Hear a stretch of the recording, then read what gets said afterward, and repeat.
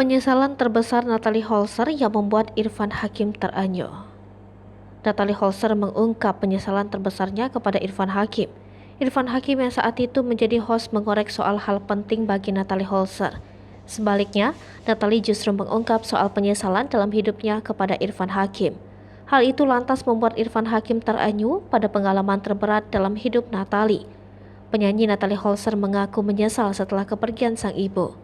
Natalie mengaku saat mamanya masih hidup ia tak pernah menghabiskan waktu bersama. Dalam unggahan video YouTube, mantan disc joki itu mengaku ia sibuk bekerja hingga tidak pernah memiliki waktu bersama mamanya. Dalam kesempatan itu, Irfan Hakim selaku host memberi pertanyaan pada Natalie soal hal yang paling Natalie sesalkan selama hidupnya. Diketahui Natalie merupakan tulang punggung bagi adik-adik dan Azam anak semata wayangnya. Kendati demikian, Natalie tidak pernah protes pada kehidupannya.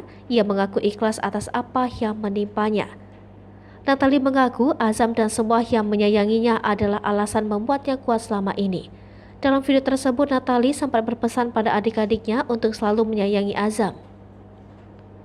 Setelah rumah tangganya dengan komedian Sule kandas, kini Natalie diketahui telah memiliki pacar baru bernama Faris Utama. Diketahui sebelumnya, Faris bukan sosok baru bagi Natalie. Keduanya sempat menjalin hubungan saat duduk di bangku SMA. Kini benih-benih asmara kembali tumbuh pada keduanya. Natalie dan Faris telah kembali menjalin hubungan selama 1 bulan. Kendati demikian, keduanya mengaku serius pada hubungan mereka.